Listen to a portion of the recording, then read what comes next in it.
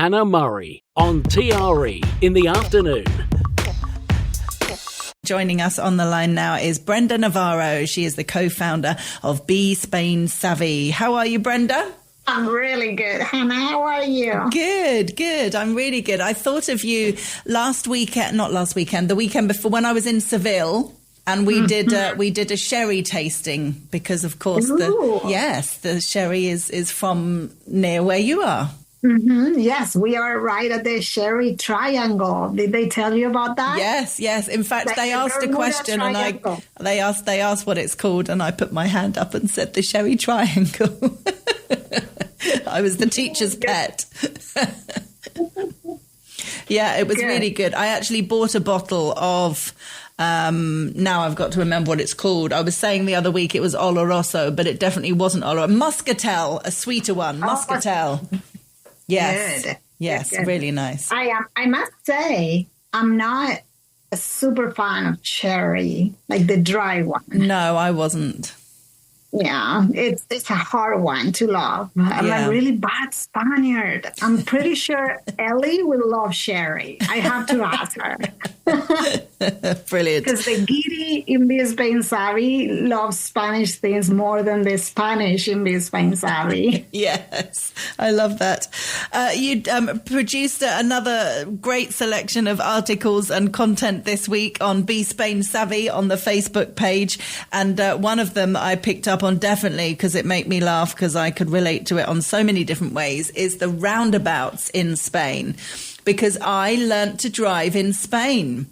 And my driving instructor very much said, which is exactly the point you talk about in the article, just use the outside lane. Don't bother with the inside lane. And all my family and friends who learnt to drive in England are like, what? That's ridiculous. That's not how a roundabout works. But that is how a roundabout works in Spain.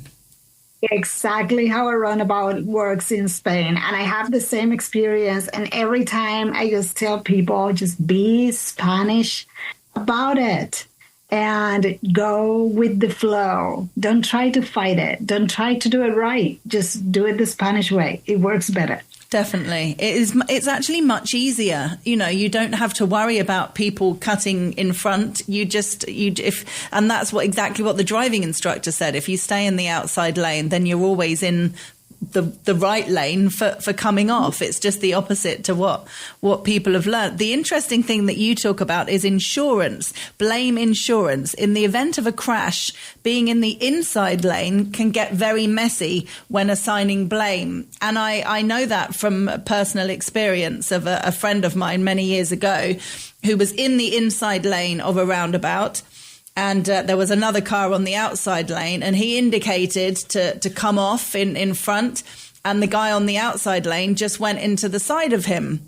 And he, having learnt to drive in the UK, said, well, I'm not doing anything wrong. There are two lanes that come off on the roundabout, and I'm indicating, so it's fine. The police were called, and the police sided with the other guy and said, well, no, why are you in the inside lane if you're coming off the roundabout? And he was like, what? So, yeah, he had a problem with that. Yeah, the inside lane is lava. Do not use the inside lane. Yes. If something happened, it's exactly what you say. The police will side with whoever is on the outside lane. Yeah. So just be that person. Definitely. Yes, you talk about in the article saying that it's more comfortable being in the outside lane, turning your wheel once and you never need to worry about it again until you exit. Fear of commitment. Using the inside lane means that you know where you're going, and sometimes we don't. That made me chuckle. And also, I mean, we have to be careful on roundabouts. You need to expect the unexpected, assume that nobody is going to indicate. You need to use your mirrors. And one thing I always do in the outside lane, I'm always indicating. I'm indicating, showing that I'm continuing to go round on the roundabout. And then I indicate when I'm coming off the roundabout. But not everybody does. No, there's people that are like fiercely against indicators in the roundabouts. I don't know. I haven't had time to read all the comments today, and there's not that many today in this post, but roundabouts is something that we periodically talk about because we get a lot of questions about them, and how and why Spaniards are so crazy in the way we use them. And this is something that some people are very against it. It's like, why? The more you use your indicators, the better. And if somebody doesn't need your indicator, then they can just not pay attention. But I think it's awesome when everybody does. It's like, oh, all right, they're keeping on. Yeah. I mean, we've all been in the situation when we've been aggravated by somebody not using their indicator. You know, if you're waiting to join a roundabout, for example, and somebody comes off on the exit just before yours, if they indicate, then you know that you have a moment to join the roundabout. But if they don't indicate and then they just pull off, you're like, oh, I could have gone then. And that's really irritating. So, you know, if we get annoyed by other people not doing it, we should be doing it ourselves. Yes, I agree with you completely. And there was another piece that you spoke about the Basque Country. You said that you had a client who was looking for a home in the Basque Country. So you had to do a lot of research there and had to go there and was talking about how beautiful it is. Mm-hmm. Yes. So we did this piece, and I think we've talked about it before. There's some pieces we do like more detailed and with more information for our subscribers only on Facebook. So we did mention that we've been working a lot with the Basque Country people, because we have a client looking for a very special home and to relocate to a town near Bilbao. And there is something about Basque Country besides the magnificent food, the amazing landscape, and the people and the language. We talk about a little bit more deeper in our subscriber post about the euskera, because it's nothing like any other language. Do you know how to say thank you in euskera? No. So listen to this. It's eskerrik asko. Wow. So nothing like... Isn't that pretty? That's amazing. So completely different to gracias. There's no connection whatsoever. Totally. Yeah. Wow. To say goodbye, you say agur. So it's a completely different language, but they're amazing, beautiful people. And I think Andalusians and Basques have this connection. There's like something about the sense of humor, and it's been wonderful. It is wonderful to work with them. And we talked about the food in San Sebastian. There's more Michelin star restaurants there than anywhere else in the world by square meter. It's incredible. Oh, I'm desperate to go. It's on my massive list of places to see in Spain. Did you watch recently Eva Longoria's Searching for Spain? Not recently. I've seen some of that she's done. Oh, it's really good. So every episode she goes to a different part of Spain and tries the food. And so, there was an episode obviously where she went to the Basque Country, and it was fantastic. And there's another program which I love, which has been going for many, many years, called Somebody Feed Phil. And it's an American guy, and he goes to different cities around the world and again tries the food. And he also went to the Basque Country, and it made me and my husband go, oh, we need to go there on holiday. We need to do a holiday in northern Spain. It's a great place to go, and we are doing a series of like places to go around Spain. We're doing a series of that and bags. I think we're maybe talking about that next. But bags. Flies. Yeah. Okay. So we get so many questions about ants and flies and mosquitoes and everything else. So, but during the summer, where it's like so hot, and in Andalusia, especially Malaga, Cádiz, Sevilla, Córdoba, Basque Country is just paradise. The temperatures are perfect, and the food is just amazing everywhere. Yeah. Yes, it does. Not in the summer necessarily, but the rest of the year, it does have a lot more rain than other parts of Spain, doesn't it? Yeah. And it's very different. Basque Country, Cantabria, Galicia. I call it the Ireland of Spain because it's so green. Oh, nice. Different of what people picture when they think about Spain, right? Yeah.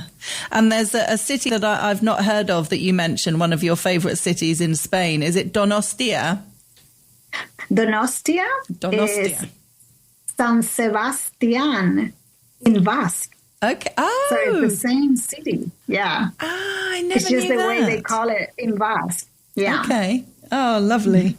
And there was another piece you wrote talking about más o menos, how Spain runs on más o menos. It's used a lot, except when it comes to lunch.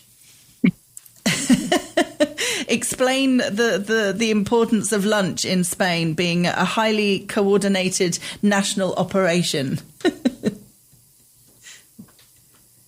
It's so this comes from inspired by my American husband that says Spanish people are Spanish for everything but for lunch times. And for that, we are Germans. There is 2 o'clock to 3 o'clock.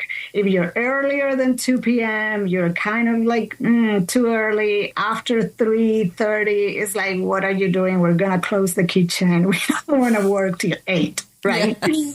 So, and you can see it everywhere. Like you go to the beach around 2 and everybody's exiting the beach, right? You go to Carrefour and it's empty, or Mercadona. It's like, where is everybody? And so yes, lunchtime, 2 o'clock, 15 minutes before the restaurant is good. From 2 to 2:30, it starts getting super crowded. And then what happens after people have finished eating? You talk about that in the article as well. Yeah, sobremesa, right? Yeah. It's just relax and enjoy. Nobody's going to rush and bring you the bill and kick you out to get somebody else on the table. You're in Spain. Yeah. The table is yours. It belongs to you until you're ready to go. I like that, the idea of having a long lunch, but then after you've finished eating, yes, a lot of it is about talking and sitting there for a while, but some people might get a coffee, some people might have another glass of wine or a sherry, or you might get dessert, and it can just go along for a long time. Yes. Because in Spain, the food is not the important part. And we talk a lot about the food, right? Which is good. But it's the social aspect of it. Yeah. When a lot of things happen for lunch. And when you talk about with your friends and your family and even business, it's like, let's go for a coffee, a lunch, a dinner, right? There's always some kind of socialization going on with the food. Yeah, for sure. There was another piece. We spoke about mosquitoes last week, I think, and you wrote a really extensive piece that was going to be for your VIP club, but then you thankfully shared it with us all. So much good advice on cockroaches. Oh, God, yes, because we all, if this is something I think humanity can agree on, is how much we all hate cockroaches. Yes. And the fact that at least in Cadiz, and correct me I don't know if you've seen them in Malaga, but at least in Cadiz, we have the flying ones, and this surprised a lot of people. Oh, no. But nobody is emotionally ready. We talk about it in the article for a flying cockroach. No. Get out. We're definitely not. There's a few myths that you debunk in the article, saying, first of all, if you have cockroaches, it doesn't mean that your house is dirty. Mm-hmm.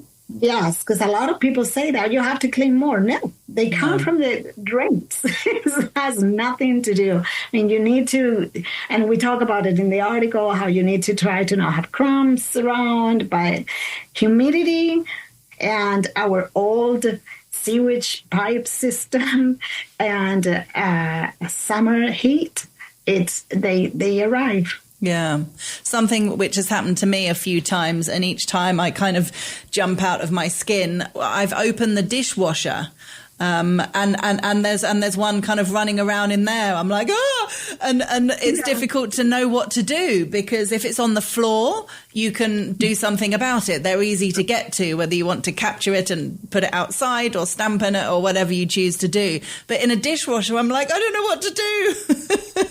No, they belong on the floor. That's why they're so hot anywhere else. It's like, don't fly, don't get out of the floor. On the floor, I have some power over you. Yes, exactly. Another thing you say, giving some advice about things that can sort of keep them at bay. Bay leaves. I'd never heard of that. Mm-hmm. Yeah, that's what my grandma would do everywhere. And you would like get a carpet or open a drawer or underneath everywhere. She had bay leaves. They don't like it. Oh. So in every corner, in the bathroom too, they were everywhere. Okay, that's good advice. And lemon and vinegar they don't like either. And one thing we didn't talk about, because it's a little bit controversial, because of course, if the cockroaches, if the poison or whatever, it may be bad. But cats, what? Cats